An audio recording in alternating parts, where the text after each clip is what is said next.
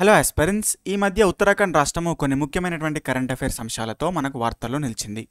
అందులో ముఖ్యమైనవి uniform civil code, operation కలనేమి, ఇంకొకటి భగవద్గీత.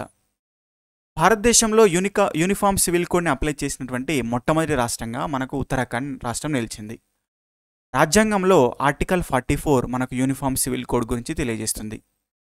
ఇంకొక అంశము ఆపరేషన్ కలనేమి. ఎవరైతే ఉత్తరాఖండ్ రాష్ట్రంలో ఉన్న స్వాములు, సద్గురువులు సనాతన ధర్మం పేరుతో అక్రమాలకి పాల్పడుతూ ఉన్నారో వారందరినీ కఠినంగా శిక్షించడానికి మొదలుపెట్టినటువంటి ఆపరేషన్. ఇక్కడ కలనేమి అనే పేరుని తీసుకోవడానికి కారణము, ఇది రామాయణంలో ఒక క్యారెక్టర్. ఆయన ఒక సద్గురు రూపంలో మనకు హనుమంతుణ్ణి మోసం చేయడానికి వస్తారు. ఇంకొకటి భగవద్గీత.